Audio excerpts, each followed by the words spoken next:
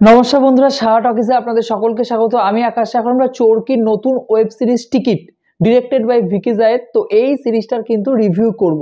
এটা আপনারা বাংলাদেশের চোরকি ওটিটি প্ল্যাটফর্ম সাবস্ক্রিপশন করে কিন্তু 6টা এপিসোডের সিরিজ আপনারা পুরো দেখতে পারেন। সেখানে টোটাল আপনাদেরকে প্রায় 2.5 ঘন্টার কাছাকাছি কিন্তু সময় অতিবাহিত করতে হবে। তো এই সিরিজটা আমার কেমন লাগলো দেখুন।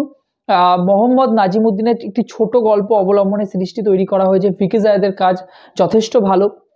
এটা মেনলি একটি থ্রিলার কমেডি সিরিজ বলা যেতে পারে। তো এই সিরিজটা আমার কেমন লাগলো, যদি এক কথায় বলতে, সিরিজটা কিন্তু আমার বেশ ভালো লেগেছে। হ্যাঁ, বেশ ভালো লেগেছে।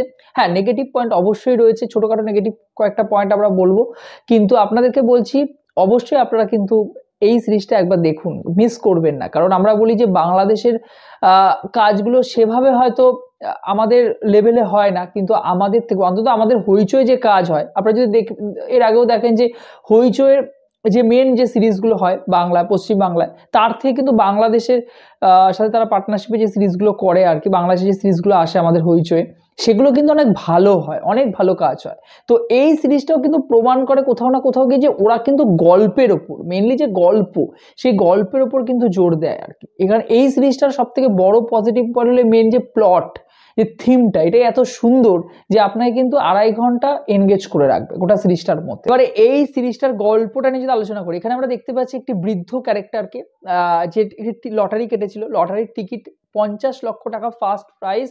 হঠাৎ করেই রাত্রিবেলায় বাসের মধ্যে জানতে পারে তার লটারির টিকিটটা মিলে গেছে, এবং বাসে আরো অনেক ক্যারেক্টার রয়েছে, বিশেষ করে কয়েকটা ক্যারেক্টারের সাথে তার যে চরিত্রটা সেটা মিশে রয়েছে, এবং বৃদ্ধটিকে একজন খুন করে, সে বাসের মধ্যে একজন খুন করে। পরবর্তীতে সে কি গোটা টিকিটটা নিতে পারবে, এবং তার সাথে প্রত্যেকটা ক্যারেক্টার কিভাবে একের পর এক জড়িয়ে পড়ে, এবং ওই টিকিটটার পেছনে কে কে পড়ে থাকে, এবং শেষ অবধি টিকিটটা কার ভাগ্যে জুটবে, সেটা জানার জন্য আপনাদের কিন্তু এই সিরিজটা ওটিটি প্ল্যাটফর্মে গিয়ে দেখে আসতে হবে। এবারে প্লটটা খুব সুন্দর, প্লটের শেষ দিকে একদম টুইস্ট রয়েছে, বড় টুইস্ট রয়েছে।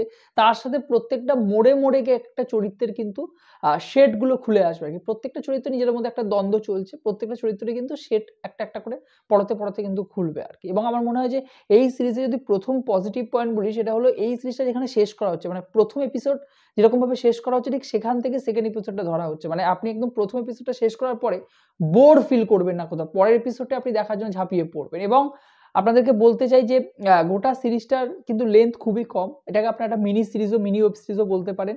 তো এই সিরিজে কিন্তু এই গল্পটা শেষ হয়ে গেছে, ঠিক আছে। এবার যদি সেকেন্ড পার্ট আসে আমার জানা নেই, তো সেখানে অন্য হয়তো কোনো গল্প দেখানো হবে।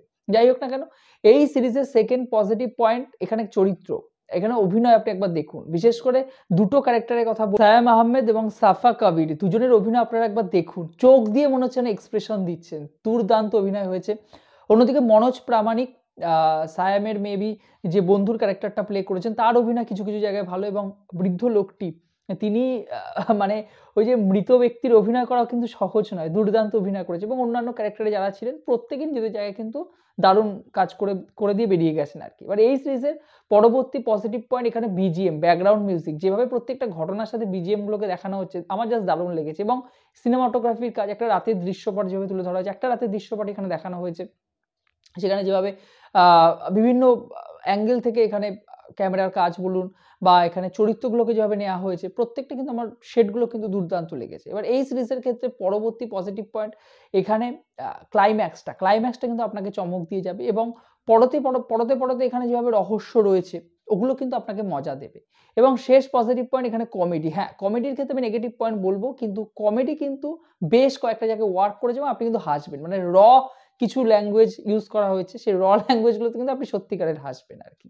তো সবকিছু মিলে আমার সিরিজটা ভালোই লেগেছে। এবার যদি আমি নেগেটিভ পয়েন্টের কথা বলি, একটাই নেগেটিভ পয়েন্ট মনে হচ্ছে যে ক্যারেক্টারগুলোকে আরো যদি সুন্দর করে ডেভেলপ করা যেত। বেশি ক্যারেক্টারগুলোর মধ্যে কিন্তু আমরা ঢুকতে পারছি না। মেইন যে এখানে যে ক্যারেক্টারটা, তার ক্যারেক্টারটাকে আরো ডিপলি দেখানো যেত। তার সাথে অন্যান্য ক্যারেক্টারগুলোর যে সম্পর্ক, সেগুলোকে খাপছাড়া রেখে দেওয়া হয়েছে। তার বন্ধুর ক্যারেক্টারটা বলুন, বা একটি মেয়ের সাথে তার সম্পর্ক রয়েছে, সেই ক্যারেক্টারগুলোকে আরেকটু ভালো করে যদি ডেভেলপ করা যেত, তাহলে আমরা মেন ক্যারেক্টারটা সম্পর্কে আরো দারুণভাবে কিন্তু জানতে পারতাম, এবং ক্যারেক্টারগুলোর সাথে আরো ভালোভাবে কানেক্ট করতে পারতাম। কোথাও গিয়ে মনে হচ্ছে ক্যারেক্টারগুলোকে খাপছাড়া রেখে দেওয়া হয়েছে।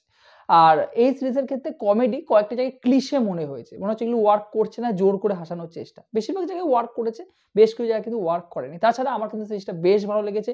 আপনাদের বলবো যে আপনারা দেখতে চান, একবার তো দেখতেই পারেন অবশ্যই সিরিজটা, কারণ এই সিরিজটা আপনারা কিন্তু 2.5 ঘন্টার মধ্যে বেশ ভালো মজা পাবেন। আর যদি আপনারা সিরিজটা দেখে থাকেন, বাংলাদেশের দর্শকদের বলছি বা আপনারা ভারত থেকে যদি আপনারা সিরিজটা দেখে থাকেন, আপনাদের কেমন লেগেছে আমার কমেন্ট বক্সে জানিয়ে যাবেন। ভিডিওটি ভালো লেগে থাকলে চ্যানেলে নতুন যোগ দিতে চ্যানেলটাকে অবশ্যই সাবস্ক্রাইব করে দিয়ে যাবেন বন্ধুরা। জয় হিন্দ।